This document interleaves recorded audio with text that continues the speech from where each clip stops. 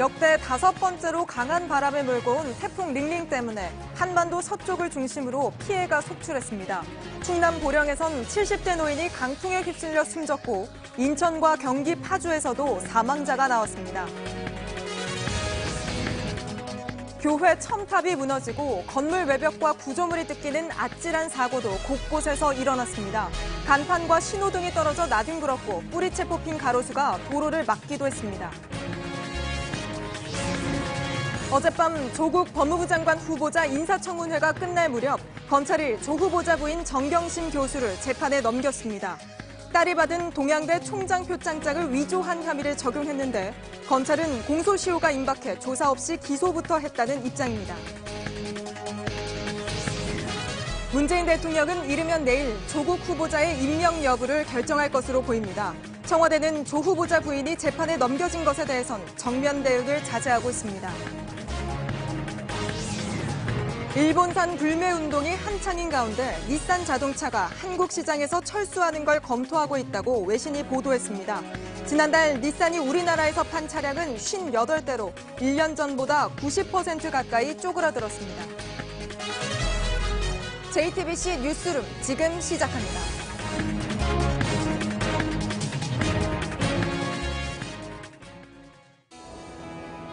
기름 없이 달리는 일상으로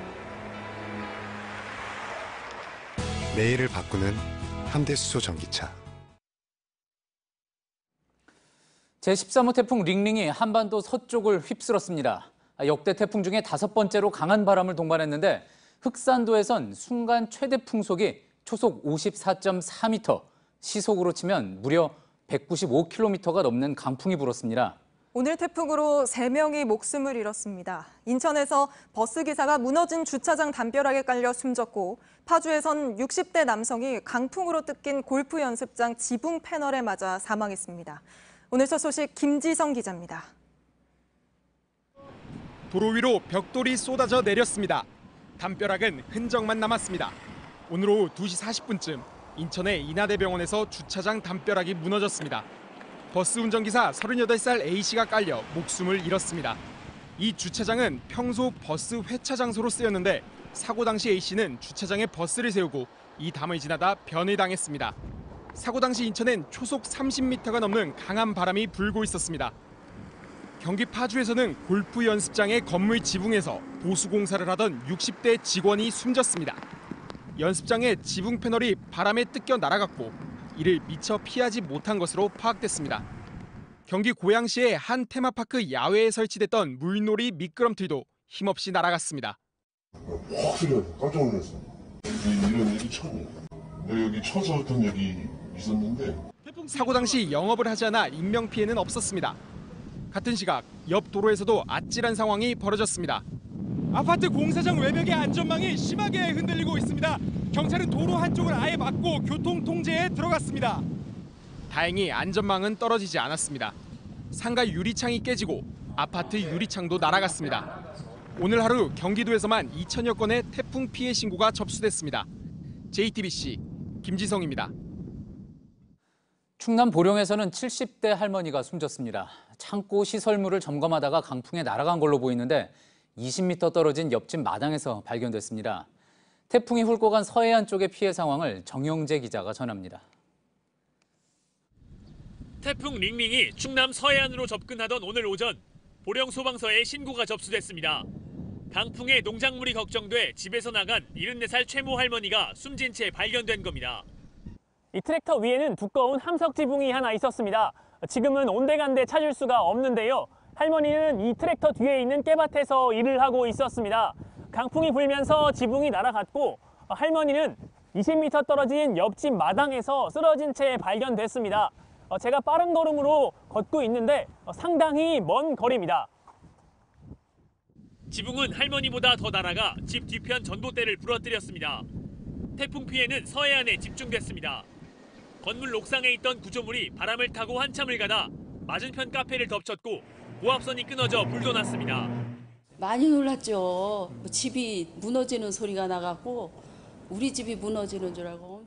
오피스텔 건물 옥상의 통신탑은 부러졌고 경찰서가 내걸었던 간판은 망가졌습니다. JTBC 정영재입니다. 전국에서도 바람이 가장 강하게 분 곳은 전남의 흑산도였습니다. 항구에 묶어놓은 어선들이 가라앉을 정도였습니다. 초속 54m의 바람이 어느 정도 위력인지 정진명 기자가 현장에서 전해드립니다. 집채만한 파도가 방파제를 쉴 새 없이 때립니다. 방파제 옹벽은 파도에 쓸려 나갔습니다. 이곳의 순간 최대 풍속은 초속 52.5m. 인근 흑산도 항구입니다. 피항한 어선들이 파도에 크게 흔들립니다. 결국 5척이 가라앉았고 한 척은 뒤집혔습니다. 이곳의 순간 최대 풍속은 초속 54.4m였습니다. 2003년 태풍 매미가 초속 60m의 바람을 기록한 것을 비롯해 2000년 뿌라삐룬, 2002년 루사, 2016년 차바에 이어 역대 5번째 강풍입니다. 목포에서는 3,000톤급 해상 크레인이 밧줄이 끊겨 떠내려갔습니다. 강한 바람은 육지에도 크고 작은 상처를 남겼습니다. 아파트 주민들의 쉼터로 사용되던 정자입니다.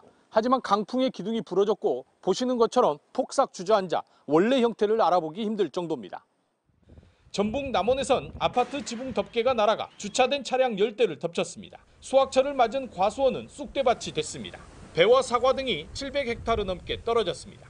밭에도 지금 어떻게 된지도 모르고 많이 떨어져가지고 지금 마음이 아파요. 아무튼. 역대급 강풍은 곳곳에 큰 상처를 남겼습니다. JTBC 정진명입니다. 올 들어 태풍이 한반도 주변을 지나간 게 5차례인데 서울과 수도권에 직접 영향을 준 건 이번이 처음입니다. 수도권의 피해 상황을 현장 연결해 알아보겠습니다. 자, 오유정 기자, 지금 있는 곳이 바람에 교회 첨탑이 떨어져 나간 서울 창동이죠. 지금 뒷모습을 보니까 현장은 어느 정도 정리가 된 것 같군요. 네, 맞습니다. 이곳 현장은 약 1시간 전쯤에 잔해물들이 정리가 됐습니다. 이곳을 보시면요. 이 첨탑에 있던 철판들이 잘라냈던 통신선들이 이제는 좀 복구가 된 모습입니다. 당시에 찌그러졌던 가로등은 아직 불이 켜지지는 않고 있습니다. 사고 직후 이 골목 전체가 혼란스러웠습니다. 서울 도봉구의 한 교회에선 강풍으로 첨탑이 이렇게 쓰러졌습니다. 다행히 인명피해는 없었지만 그대로 차량을 덮쳤고 또 전선도 함께 끊어내렸습니다. 지금 통신선이 끊어진 상태인데 이 역시 강풍 때문에 복구가 어려운 상황입니다. 네, 인명피해는 없었지만 이렇게 주변에 가게들이 있어서 하마터면 큰 피해로 이어질 뻔했습니다. 예, 낮에 찍어놓은 사고 현장의 모습을 보니 인명피해가 없었던 게 참 다행이었군요. 자, 지금 오 기자가 있는 곳이 서울 북부 지역 창동 아닙니까? 북부 지역에 태풍으로 인한 사고가 잇따랐다고 하죠. 네, 우선 이 사고는 오늘 낮 12시쯤 났습니다. 이번 태풍이 워낙에 강한 바람을 몰고 오다 보니까요. 서울이 태풍의 아주 위험한 반경에 들기 이전 시각에도 이런 사고가 났습니다. 태풍 링링은 오늘 낮 2시 반쯤 황해도에 착륙을 했습니다. 그런데 그 뒤에도 서울에선 크고 작은 사고가 잇따랐습니다. 이것도요, 불과 5분 정도 걸어서 5분 정도 거리에 있는 이 대형 식당에서 간판이 넘어지는 순간을 저희 취재진이 직접 목격하기도 했고요. 또 여기서 가까운 사거리에서는 신호등이 이 바람을 버티지 못하니까 중장비까지 동원이 돼서 밑에서 받쳐줘서 간신히 좀 버텼던 일도 있었습니다. 예. 그리고 그것뿐만이 아니라 유독 이번 태풍에 첨탑이 피해를 본 곳이 많다고 들었습니다. 어떻습니까? 네, 맞습니다. 이 철판이 떨어지거나 기울어진 사고들이 이어졌습니다. 첨탑이 가늘고 긴데다가 또 고정하는 볼트들이 헐거워지게 되면 좀 강한 바람을 버티기가 어렵습니다. 제가 아까 철거하는 모습을 좀 지켜봤는데요. 구조 자체가 이 철골물 위에 얇은 철판을 댄 구조라서 단단히 고정을 하지 않으면 좀 바람에 취약한 모습이었습니다. 제가 나온 현장에는 조금 전까지도 바람이 세차게 불었습니다. 오늘 밤까지 이런 구조물들 조심하셔야 할 것 같습니다. 소방방재청에 들어온 신고를 기준으로 해서요. 현재까지 서울에 2,000건이 훌쩍 넘는 피해가 발생했습니다. 예, 서울 창동의 사고 현장에서 오효정 기자였습니다. 태풍 링링의 위력은 도심에서 특히 강했습니다. 빽빽한 빌딩 사이를 지나면서 바람이 더 세진 건데요. 서울 강남에서는 20m짜리 가로수가 뿌리채 뽑혔고 또 커다란 간판이 쓰러져 주차된 차량을 덮쳤습니다. 현장을 박민규 기자가 다녀왔습니다. 테헤란로에 서 있던 가로수 하나는 부러져 버렸습니다. 지금은 이 나무를 전기톱을 이용해서 잘게 잘라내서 치우기 위한 작업이 진행 중인데요. 이 나무가 차도 쪽으로 쓰러지면서 한때 차량 통행에 지장이 생기기도 했습니다. 서울 잠실동과 대치동에서도 여러 그루의 가로수가 넘어졌습니다. 다친 사람은 없었지만 지나던 차량이 일부 파손됐습니다. 방배동에선 대형 철제 간판이 바람을 이기지 못하고 넘어졌고 주차된 차를 그대로 덮쳤습니다. 간판이 덮친 차량 앞부분이 찌그러졌습니다. 바로 옆 식당에서는 사람들이 점심을 먹고 있었는데 다행히 이곳을 지나는 사람은 없어 인명피해로 이어지진 않았습니다. 근처에서도 간판이 차를 덮치는 비슷한 사고가 났습니다. 중심을 잃고 전깃줄에 가까스로 의지하고 있는 가로수도 보였습니다. 이번에는 지하철 교대역 10번 출구와 민도입니다. 넘어진 나무가 길을 아예 막고 있는데요. 둘레가 1m가 넘고 키도 20m 이상 되는 나무입니다. 하지만 뿌리째 뽑혀버렸습니다. 예, 바람이 부니까 그냥 넘어가더라고요. 근데 다행히 여기 사람이 지나가는 사람이 없었어요. 이 집에 기둥을 지금 때린 것 같아요. 강풍 예보에 시민들이 대체로 외출을 자제하면서 서울 강남 일대는 비교적 한산했습니다. JTBC 박민규입니다. 오늘 많은 시민들께서 저희 JTBC의 제보 영상과 사진을 보내주셨습니다. 아슬아슬하고 긴박했던 시민들의 하루가 그대로 담겨 있었습니다. 이수진 기자가 정리했습니다. 몸이 들리잖아, 지붕 때문에. 슬레이트 지붕을 붙잡고 몸으로 누릅니다. 옥상 한쪽에선 떨어진 벽을 잡고 버텼습니다. 바람과의 사투는 30분 넘게 이어졌습니다. 나무가 흔들리고 자동차도 더디게 나갑니다. 어떡하냐. 태풍을 뚫고 가던 배달원이 기둥에 의지해 바람을 견딥니다. 오토바이는 뉘어놨습니다. 시민 4명이 나서 구조하고 나서야 도로 한복판을 벗어났습니다. 목재 가건물이 통째로 날아가고 나무가 쓰러집니다. 당황한 시민이 건물 안쪽으로 달려갑니다. 아슬아슬한 상황은 곳곳에서 벌어졌습니다. 건물 벽에 붙어 있던 철제 구조물이 천막과 함께 나부끼거나 신호등이 부러지기도 했습니다. 아예 베란다가 통째로 바람에 뜯겨나간 곳도 있습니다. 건물 밑을 지나던 행인이 유리창에 맞아 부상을 입었습니다. 방치된 공사장도 상황은 심각했습니다. 임시시설물 위 기중기는 아래로 떨어질 듯 좌우로 흔들립니다. 태풍 대비를 해두지 않은 컨테이너는 나뭇잎처럼 뒤집혔습니다. 제자리를 잃은 슬레이트 지붕이 행인을 위협하고 줄기 꺾인 가로수가 자동차를 덮치기도 했습니다. 초속 30m가 넘는 태풍 링링의 위력은 JTBC 시청자들의 제보 영상으로 재확인됐습니다. JTBC 이수진입니다. 예, 이번 태풍 링링은 빠르고 강한 힘으로 방향을 틀지 않고 서해안을 타고 곧장 올라왔습니다. 이 13호 태풍 링링의 특징을 좀 더 자세히 짚어보겠습니다. 자, 박상욱 기자. 자, 태풍이 한반도에 접근하면서 보통 약해지거나 했었는데 이번엔 그러지 않고 계속 점점 강해진 것 같습니다. 네, 먼저 태풍의 위력이 가장 셌던 시기를 한번 살펴볼 텐데요. 자, 지난 목요일 오후 3시부터 어제 새벽 3시 사이였습니다. 중심 풍속은 초속 47m에 달했습니다. 여기에 강도 강을 넘어서 매우 강인 상태는 만 하루나 이어졌습니다. 이후 제주에 영향을 미치기 시작한 어제 저녁부터 오늘 낮 북한 황해도에 상륙할 때까지 줄곧 강도 강해 강한 세력을 유지했습니다. 이 강도만 놓고 보면 지난 2012년 태풍 볼라벤 때와 비슷한 수준입니다. 예, 바람은 이렇게 강했지만 그래도 다행히 비는 예상보다 그렇게 많이 내리진 않았습니다. 어떤 이유에서 그런 겁니까? 네, 태풍이 빨리 이동한 탓이 큽니다. 자, 어제부터 오늘까지 태풍의 이동 속도를 살펴볼 텐데요. 자, 어제 정오까지 시속 12km의 속도로 북상하던 태풍이 오늘 시속 40km 넘는 속도로 빠르게 움직였습니다. 이 태풍이 오래 머물수록 한 지역에 비가 많이 오게 되는데 이처럼 빠른 속도로 올라오면서 그러질 못한 겁니다. 또 태풍이 만든 상승 기류를 따라서 비구름이 더 커지거나 만들어지기도 하는데 이 역시 태풍이 빠르게 움직이면서 비구름이 모이는 것 자체도 어려웠습니다. 그렇군요. 지금도 바람이 꽤 불고 있습니다. 링링이 아직 한반도로 완전히 빠져나간 것도 아니고요.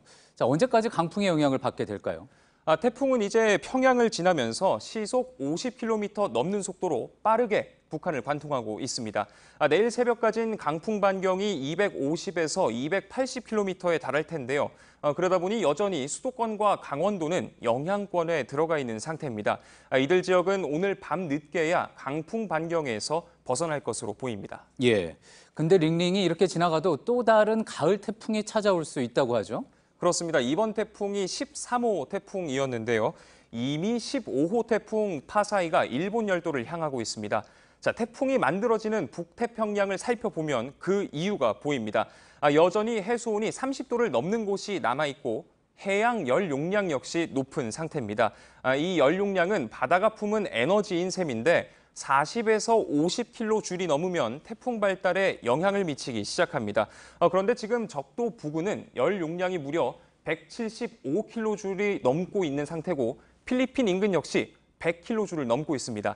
상황이 이렇다 보니 태풍의 첫 씨앗이라고 볼 수 있는 열대 요란이 곳곳에서 만들어지고 있는데요.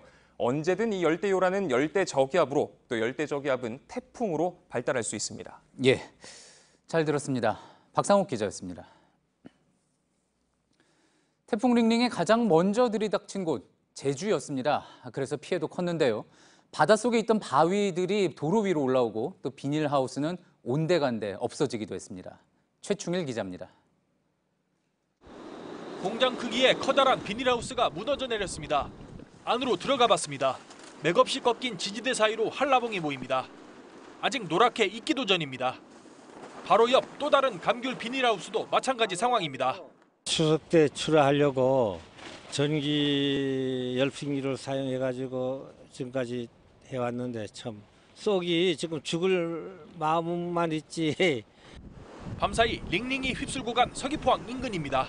주변에 무너져 내릴 산도 없는 도로에 바위가 굴러다닙니다. 태풍 링링이 몰고 온 거센 파도에 바닷속에 있던 이런 거대한 바위가 도로 위까지 올라왔습니다. 태풍 링링이 제주와 가장 가까웠던 때는 오늘 새벽 2시 서귀포 서쪽 150km 지점까지 다가왔습니다. 15,000여 가구의 전기가 끊겼습니다. 갑작스런 정전에 양식장에 있던 넙치 2만 마리가 폐사했습니다. 생선이 안 좋죠. 출하가 안 되다 보니까 원래 그 정도 가져 있질 못하는 출하가 안 되다 보니까 또 정전되니까 피해가 더 컸어요. 식당 자동문이 날아가고 간판이 떨어지는 등 제주에서만 100건이 넘는 피해 신고가 이어졌습니다. JTBC 최충일입니다. 태풍 영향으로 전국 주요 공항에서 항공기 수백 편이 운항에 차질을 빚었습니다. 인천국제공항의 경우 오후 6시를 기준으로 360편 정도가 결항하거나 지연됐습니다. 한편 어제 오후부터 날씨가 나빠진 제주국제공항에서도 국내선 73편과 국제선 24편이 운항을 포기했습니다. 제주를 떠나려던 승객 3,400여 명도 발이 묶여 다시 숙소로 돌아가는 등 피해를 봤습니다. 공항공사는 조금 전부터 제주에 도착하는 일부 항공편이 운항을 재개했다고 밝혔습니다. 오늘 밤 태풍 링링의 관통에 지나가는 북한 역시 비상이 걸렸습니다. 조선중앙통신은 김정은 국무위원장이 어제 노동당 중앙군사위원회 비상확대회의를 소집해 링링의 위력과 경로 등을 보고받고 대책을 지시했다고 보도했습니다. 북한이 태풍에 대비해 중앙군사위까지 소집한 건 이례적입니다. 조선중앙TV도 오늘 오전 10시부터 재난특별방송을 편성해 태풍 관련 소식을 집중적으로 전했습니다. 검찰이 어젯밤 조국 법무부 장관 후보자 인사청문회가 끝날 무렵 조 후보자 부인 정경심 동양대 교수를 재판에 넘겼습니다. 일단 딸이 받은 동양대 총장 표창장을 위조한 혐의를 적용했습니다. 검찰은 아직 정 교수를 불러 조사하지는 못했지만 이 혐의에 대한 공소시효가 어제로 끝나기 때문에 어쩔 수 없이 기소부터 했다고 밝혔습니다. 박병현 기자입니다. 어젯밤 10시 50분 검찰은 조국 법무부 장관 후보자의 부인 정경심 동양대 교수를 사문서 위조 혐의로 기소했습니다. 국회에서 진행된 법무부 장관 후보자 인사청문회가 막바지에 이르렀을 때입니다. 검찰은 정 교수가 동양대 총장 표창장을 위조해 딸 조모 씨에게 준 것으로 의심하고 있습니다. 지난달 27일 검찰의 대규모 압수수색 이후 재판에 넘겨진 첫 번째 사례입니다. 검찰은 아직 정 교수를 상대로 피의자 조사를 하지 못한 상태입니다. 그런데도 기소를 강행할 수밖에 없었던 건 공소시효 때문이라고 설명했습니다. 딸 조 씨가 받은 표창장에 적힌 수여 날짜는 2012년 9월 7일입니다. 검찰은 정 교수가 이날 표창장을 위조한 것으로 의심합니다. 사문서 위조죄의 공소시효는 7년인데 어제가 마지막 날이었습니다. 이 표창장을 부산대 의학전문대학원에 제출한 날짜로 기준을 삼을 수도 있었지만 이 경우 위조한 것으로 의심받는 정 교수는 처벌할 수 없고 사용한 딸만 시효가 남게 된다는 겁니다. 또 최성해 동양대 총장 등 관련자 진술과 압수한 증거물만으로도 혐의를 입증하는 데 충분하다고 검찰은 설명했습니다. JTBC 박병현입니다. 이런 가운데 검찰은 조 후보자 딸의 스펙 쌓기 과정에 불법이 있었는지 확인하며 수사막을 좁혀가고 있습니다. 조 후보자 딸을 논문 제1저자로 올려서 인턴 품앗이 의혹이 제기된 단국대 장영표 교수에 이어 장 교수 아들도 최근 불러 조사했는데요. 조 후보자 측은 딸과 장 교수 아들이 함께 서울대에서 인턴을 했다고 주장해 왔었는데 장 교수 아들은 검찰에서 인턴 활동을 제대로 하지 않았다고 털어놨습니다. 최윤경 기자입니다. 조국 후보자의 딸 조모 씨를 의학 논문 제1저자로 올린 단국대 장영표 교수의 아들 장모 씨가 최근 검찰에 소환됐습니다. 장 씨는 조 씨와 고교 동창입니다. 장 씨는 2009년 5월 서울대 공익인권법센터에서 인턴 확인서를 받아 대학 진학 때 제출했습니다. 이른바 인턴 품앗이 의혹이 제기된 대목입니다. 그런데 장 씨는 검찰 조사에서 제대로 활동하지 않았다며 인턴 경력이 부풀려졌다는 취지로 진술했습니다. 검찰은 어떤 과정을 거쳐 증명서가 발급됐는지 확인하고 있습니다. 또 비슷한 시기에 같은 곳에서 인턴 확인서를 받은 조 후보자 딸의 활동 내역도 면밀하게 조사하고 있습니다. 검찰은 지금까지 후보자 딸의 입시와 관련해 고려대, 부산대, 서울대를 비롯해 인턴을 한 키스트와 봉사활동을 한 코이카 등을 압수수색하고 관련자들을 조사해왔습니다. 검찰은 딸과 관련된 각종 의혹을 확인하는 동시에 사모펀드와 웅동학원에 얽힌 의혹도 함께 조사하고 있습니다. JTBC 최윤경입니다. 이렇게 검찰은 조국 후보자 부인 정경심 교수를 재판에 넘긴 뒤에도 보강 수사를 이어가고 있습니다. 정 교수가 이번에 재판에 넘겨진 혐의 말고도 다른 혐의도 받고 있어서 결국 조사는 이루어질 걸로 보이는데 서울중앙지검 나가 있는 취재 기자 연결해 보겠습니다. 자, 박배현 기자, 일단 정 교수 얘기부터 좀 해보죠. 통상 공소장은 일과 시간 중에 내는데 어제는 밤늦게 법원에 냈죠. 그 이유가 뭐라고 합니까? 예, 검찰이 정 교수를 재판에 넘긴 건 어젯밤 10시 50분입니다. 그런데 이 사실을 기자단에 공식적으로 알린 건 자정이 넘어서였습니다. 검찰이 인사청문회에 개입하려 했다는 비난 여론을 피하기 위해 상당히 신경을 쓴 것으로 보입니다. 실제 검찰 관계자는 인사청문회가 한창 준비할 때를 피하려 했다고 말했습니다. 네, 실제 11시, 어젯밤 11시 넘어서는 기소를 했냐 안 했냐 이걸로 청문회장에서도 말이 좀 많았는데 결국 청문회가 다 끝난 뒤에서야 기소 사실이 외부에 알려졌죠. 그런 부분은 검찰이 상당히 신경을 쓴 건 알겠습니다. 그런데 하필 청문회를 하는 날 재판에 넘긴 것도 좀 눈길을 끕니다. 공소시효가 어제까지라고는 하지만 조사 없이 기소부터 한 거에 대해선 어떤 설명을 하고 있습니까? 예, 물론 피의자의 방어권을 검찰이 보장하지 않았다는 일부 비난 여론도 있습니다. 하지만 검찰 관계자는 이렇게 조사 없이 기소하는 경우도 종종 있다고 설명을 했습니다. 또 당사자의 진술은 이미 조국 후보자의 해명을 통해 나왔다고 판단했다고 말했습니다. 검찰 내부에서는 그동안 조 후보자가 인사청문 준비단이나 또는 본인이 직접 표창장의 위조는 없었고 이 사실관계를 잘 모른다고 꾸준히 말했던 것만큼 이 정 교수도 그러한 입장이라고 판단을 했다는 겁니다. 또 압수한 증거물과 관련자 진술만으로 충분히 혐의 입증에 큰 문제가 없다는 게 검찰 측의 설명입니다. 실제 검찰 관계자는 증거 관계상 기소가 충분히 가능한 상태였다면서 공소시효 문제를 알고도 기소를 하지 않았다면 오히려 검사의 직무유기에 해당한다고 말했습니다. 어제까지가 공소시효였으니까 일단 기소부터 했다는 건데 어쨌든 정 교수를 불러서 조사를 하겠죠. 언제쯤 부를 것으로 보입니까?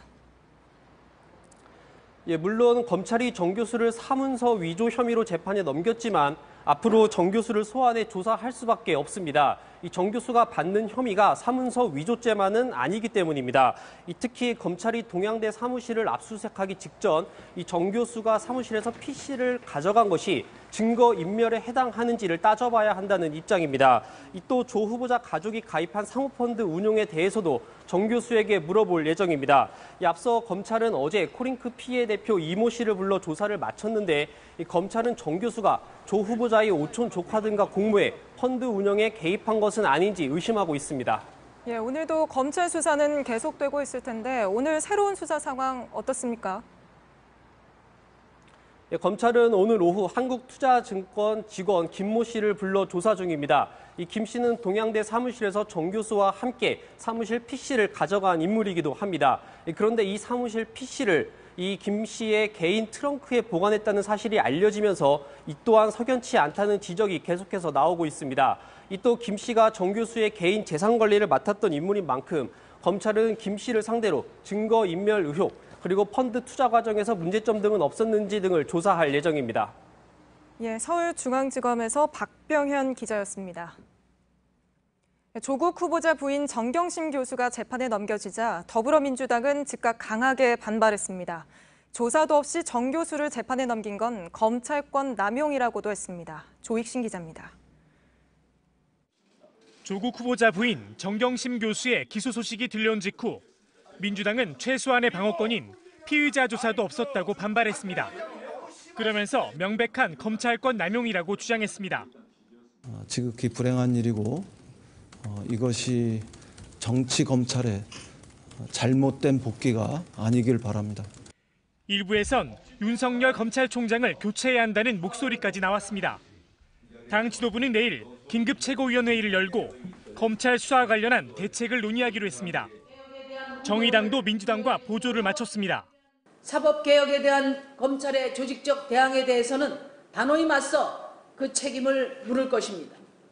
정의당은 대통령의 임명권을 존중하겠다며 조 후보자를 겨냥했던 데스노트도 덮었습니다. 하지만 한국당은 살아있는 권력에 대한 엄정한 수사라면서 조 후보자의 자진 사퇴를 요구했습니다. 헌정사의 불행한 일이라고 생각을 합니다. 이제 후보자는 그 자리에서 즉각 사퇴하는 것이 도리라고 생각합니다. JTBC 조익신입니다. 문재인 대통령이 국회에 조 후보자의 청문회 보고서를 보내달라고 정한 기한은 어제까지였습니다. 이 기한이 끝나는 오늘 0시를 기점으로 문 대통령이 조 후보자를 임명할 수 있게 된 건데요. 지금 청와대 상황 어떤지 연결해 보도록 하겠습니다. 자, 이서준 기자, 지금 분위기는 어떻습니까? 대통령이 조 후보자를 임명하게 될 것 같습니까? 일단 청와대 관계자는 임명할지 안 할지 오직 대통령만 안다고 했습니다. 오직 문 대통령 혼자만의 시간만 남았다는 건데요. 다만 이 관계자는 청와대 내부 기류는 청문회 이전과 변함이 없다고 했습니다. 그동안 청와대 기조는 이 조 후보자 본인의 불법성이 드러나지 않는 한 임명한다였습니다. 청와대는 어제 청문회에서 이 임명 기조로 흔들 만한 건 나오지 않았다라고 판단하고 있다고 합니다. 예. 어제 청문회에서 조국 후보자는 부인이 기소되면 사퇴할지 묻는 질문에 임명권자 뜻에 따르겠다고 답을 했습니다. 임명권자인 문 대통령이 이제 순방에서 돌아와서 혹시 이와 관련해 어떤 이야기를 했는지 알려진 게 있습니까? 아직 입장이 나온 건 없지만 대통령의 최종 결정을 통해서 그 뜻을 알 수 있을 것 같습니다. 청와대 관계자는 청와대 입장은 없다. 검찰 행보에 청와대가 말을 얹지 않겠다라고 했습니다. 이 검찰 수사와 관련해 청와대와 검찰이 갈등을 빚는다는 논란을 키우지 않기 위한 것으로 보입니다. 예, 검찰 수사와 관련해서는 공식 대응은 없지만 어제도 이제 청와대 일각에서는 격한 반응이 나왔습니다. 지금 내부 분위기는 어떻습니까? 말씀하신 것처럼 어제 청와대 관계자가 내라는 뭐 수사하듯 수사한다, 아주 저열한 방식이다, 이렇게 강도 높게 비판을 했었습니다. 이 같은 분위기가 이 검찰의 기소를 통해 더 강해진 듯합니다. 특히 이 소환 조사 없이 기소한 데 대해 전대미문의 일이다, 초유의 일이다라는 반응들이 나오고 있습니다. 예, 오늘 혹시 조국 후보자 본인의 입장이 추가로 나온 건 있습니까? 네, 청문회가 끝난 뒤 검찰 결정을 존중하지만 소환 조사 없이 기소한 것은 유감이라는 입장을 밝혔는데 그 뒤로 나온 추가 입장은 현재까지는 없습니다. 예, 이제 오늘 내일은 휴일인데요. 문 대통령이 임명을 한다면 언제쯤 하게 될 것 같습니까? 일단 오늘은 태풍 대응에만 집중한다고 했습니다. 임명을 한다면은 이르면 내일 임명 제거를 한 뒤 월요일에 임명장 수여식을 할 가능성이 큽니다. 그럼 조 후보자는 화요일 국무회의에 법무부 장관으로 참석하게 됩니다. 예, 청와대에서 이서준 기자였습니다. 어제 청문회는 14시간 동안 많은 내용에 대한 의혹 제기와 해명이 이어졌습니다. 그럼에도 앞으로 또 어떤 부분이 쟁점이 될 수 있을지 임소라 기자가 정리했습니다.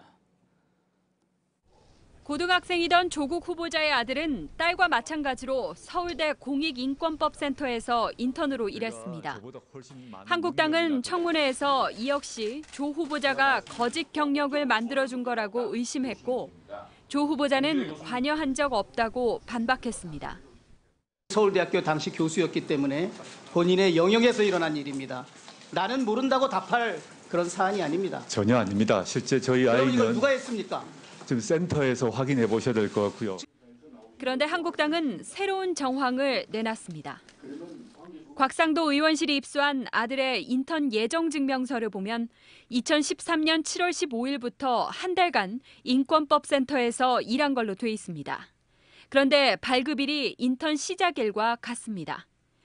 인턴이 끝나기 전에 증명서부터 받았다는 건데 조 후보자의 추가 해명이 필요하다는 게 한국당의 입장입니다. 최성해 동양대 총장과의 통화 횟수와 그 내용을 두고선 양측의 말이 계속 엇갈립니다.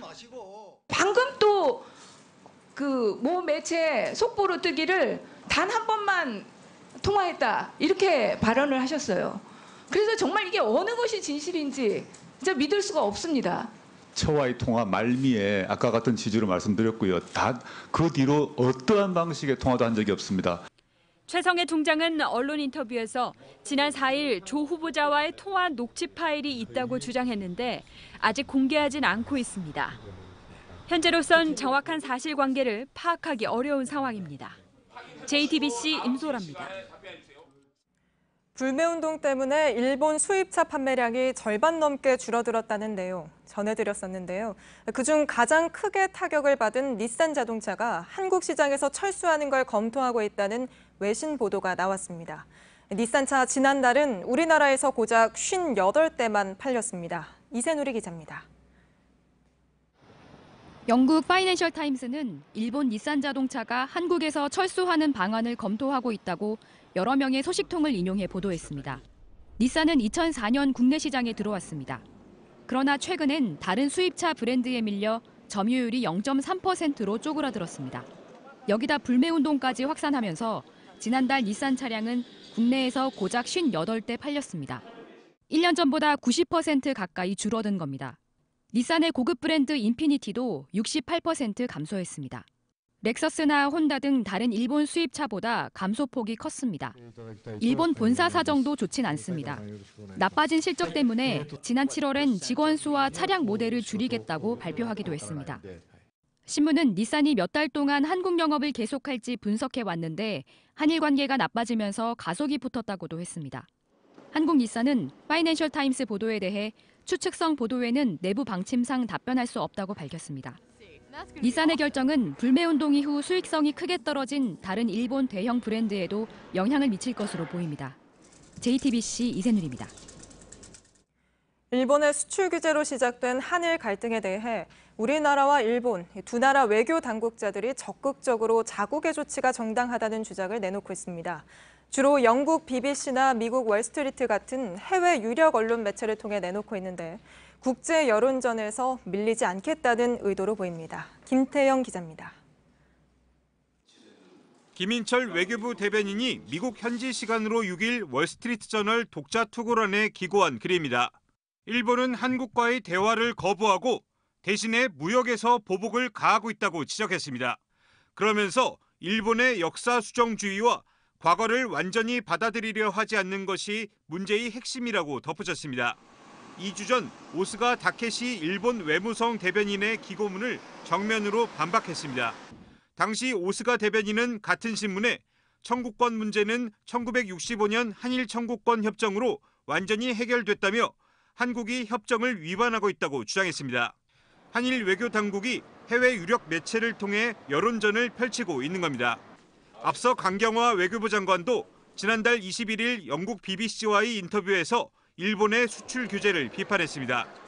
고노다로 일본 외무상은 지난 4일 미국 블룸버그 통신을 통해 한일 관계 악화의 책임은 한국 정부에 있다고 주장했습니다.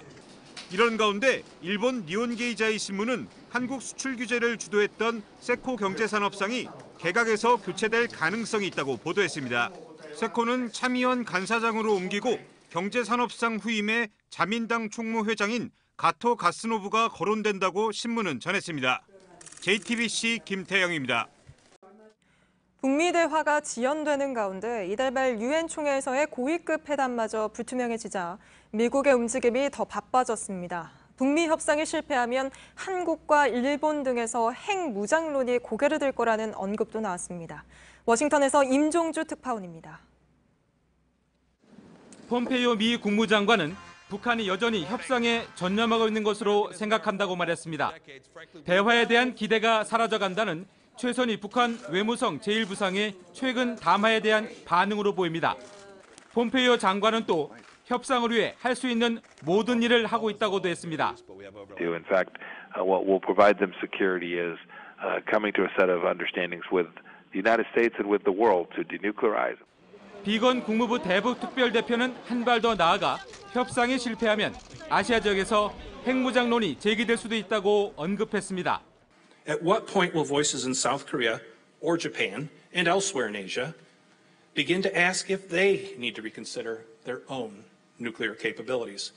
북미 협상에 대한 국제사회의 관심과 지원을 촉구하려는 취지로 읽힙니다. 특히 영내 핵 문제에 민감한 중국의 적극적인 역할론을 겨냥한 의도가 짙어 보입니다. 북한의 이딴 대화 거부 반응 속에 이용호 외무상의 유엔 총회 불참 통보 소식이 맞물린 지 이틀 만입니다. 이런 가운데 워싱턴 포스트는 미국이 유엔 총회에서 북한을 공개적으로 압박할 새로운 조치를 저울질하고 있다고 보도했습니다. 유엔 총회가 북미 협상 재개의 분수령이 될 것이라는 분석이 제기되는 대목입니다. 워싱턴에서 JTBC 임종주입니다. 홍콩 정부가 범죄인 인도 법안을 철회하겠다고 발표했지만 시위는 계속되고 있습니다. 오늘 홍콩 당국은 교통을 통제하고 여권을 일일이 검사해서 시위대가 예고했던 공항 마비 시위를 원천 봉쇄했습니다. 하지만 시위대는 내일도 대규모 시위를 이어가겠다고 했습니다. 어환희 기자입니다. 직원들이 여권과 비행기표를 일일이 검사합니다. 공항 안에서 서성거리면 다시 신원을 확인합니다. 시위대가 아닌 일반 여행객임을 확인하는 겁니다. 홍콩 시위대는 앞서 오늘 공항 마비 시위를 예고했습니다. 정부가 막을 것을 대비해 검은색 옷을 입지 말고 여행객처럼 하고 만나자는 의견을 모았습니다. Such as constitute the offense of using a false instrument. The maximum penalty is 14 years imprisonment. 경찰은 버스 등 대중교통을 수색하고 공항철도는 중간역들을 건너뛰게 하는 등 시위를 막았습니다. 어제도 시위대와 경찰의 충돌은 계속됐습니다. 경찰은 밤늦게까지 홍콩 시내 지하철역을 점거한 시위대에 최루탄과 고무탄을 쐈습니다. 이런 가운데 캐리람 행정장관은 홍콩 청년들이 일국 양제의 중요성을 모른다며 비난했습니다. 홍콩 정부와 시위대의 입장이 평행선을 달리는 가운데 내일도 주 홍콩 미국 총영사관 앞에서 대규모 시위가 열릴 계획입니다. JTBC 어환입니다.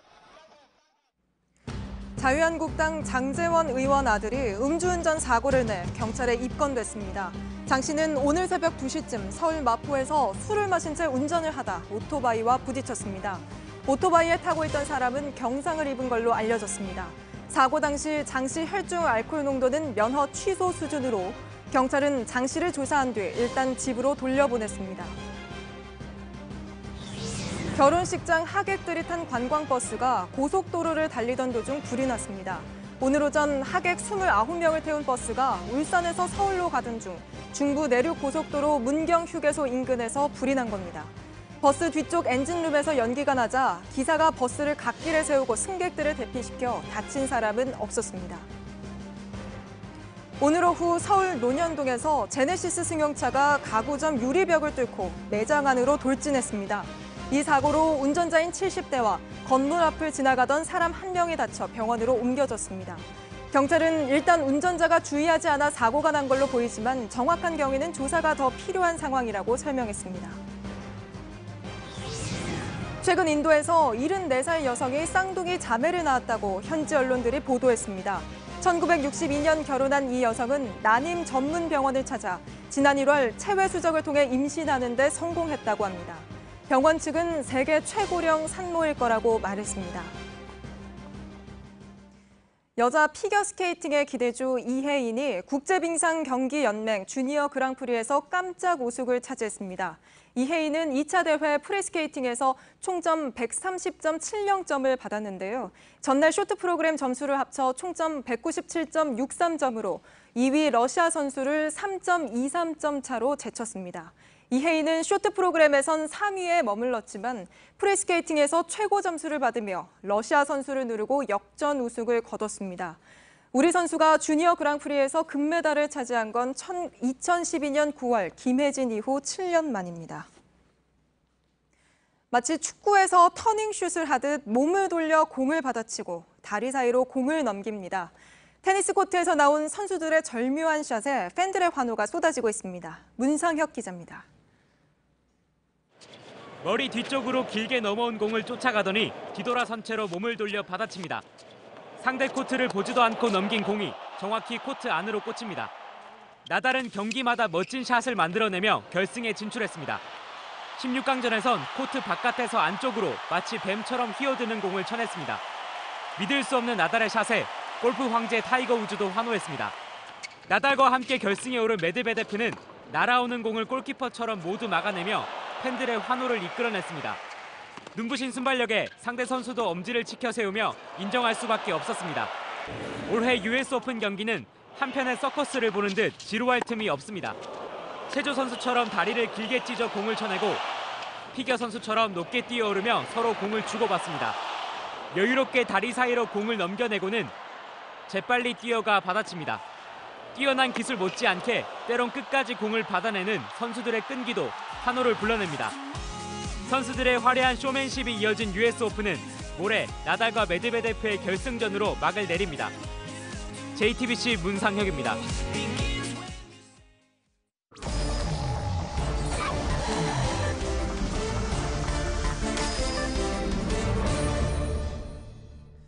비하인드 뉴스를 시작하겠습니다. 최재훈 기자가 나와 있습니다. 첫 번째 키워드 볼까요? 네, 첫 번째 키워드는 그의 집착으로 정했습니다.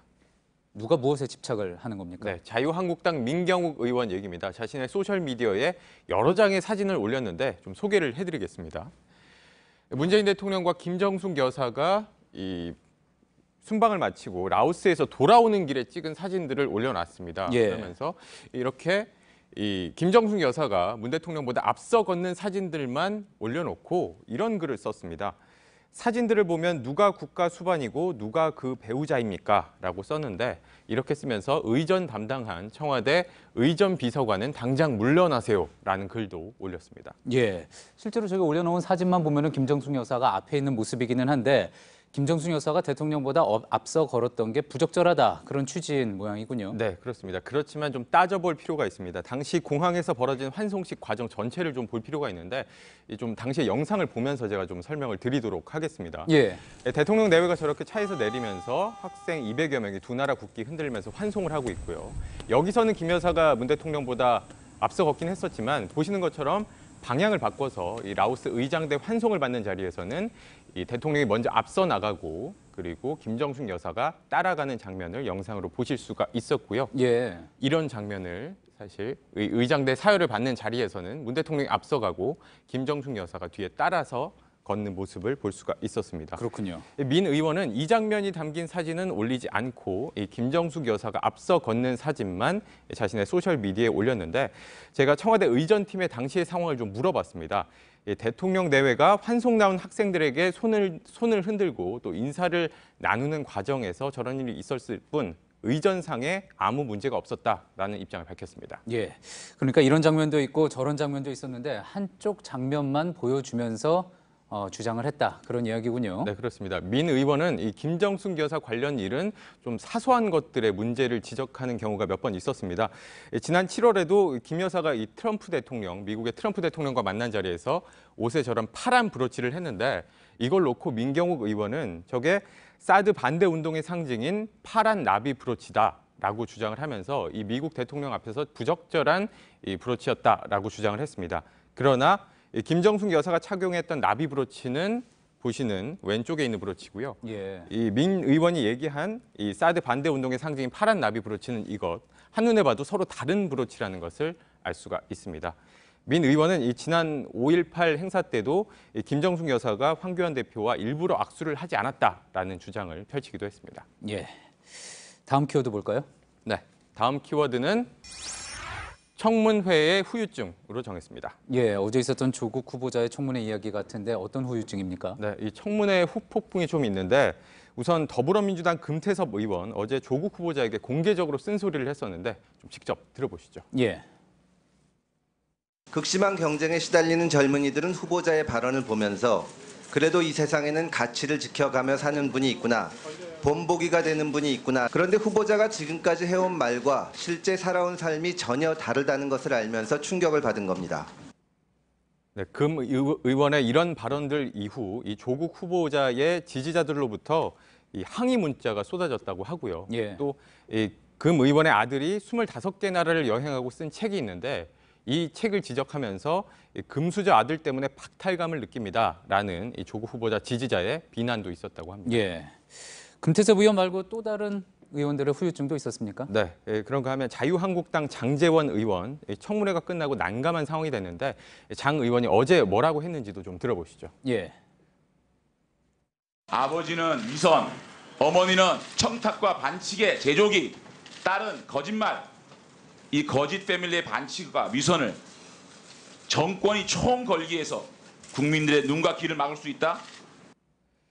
장제원 의원은 이렇게 청문회에서 조국 후보자의 가족 문제를 집중적으로 제기를 했었는데 청문회가 끝나자마자 자신의 아들이 음주운전으로 적발됐다는 사실이 알려지면서 곤란한 상황이 됐습니다. 당장 민주당에서 조국 후보자에게 저열하고 위선적이라고 했던 장 의원이 이 아들 문제에는 저열하고 위선적인 행동 보이지 않기를 바란다라는 논평을 내기도 했고요. 장제원 의원은 아들이 잘못에 대한 법적 책임을 달게 받을 것이다 라면서 고개를 숙였습니다. 예. 장제원 의원은 바른정당 시절에도 아들 문제가 있었던 것 같습니다. 네, 당시에도 사과 입장을 냈었고 당시에 대변인 맡고 있었는데 그 자리도 내려놨었습니다. 자, 몇 가지 사례를 좀 더 소개를 해드리면 또 이 더불어민주당의 김종민 의원 어제 이 조국 후보자에게 이 동양대 총장 표창장 논란과 관련해서 부인이 위조를 했으면 당연히 법무부 장관 못하겠죠라는 발언을 했었습니다. 그런데 이 청문회 막판에 이 조국 후보자의 부인 정 씨가 사문서 위조 혐의로 이 재판에 넘겨지면서 좀 곤란한 상황이 만들어졌고요. 그런가 하면 한국당의 김진태 의원 같은 경우에는 청문회 과정이 모두 생중계가 되고 있는데도 조국 후보자 딸의 실명을 언급하면서 여기에 대한 부적절하다는 지적들이 잇따랐습니다. 예, 알겠습니다. 여기까지 듣겠습니다. 비하인드 뉴스 최재원 기자였습니다. 태풍의 영향권에서 벗어나는 내일 새벽까지는 거센 바람이 이어지겠습니다. 태풍에 따른 비는 그칠 예정인데 내일 오후부터는 또 다른 비가 내립니다.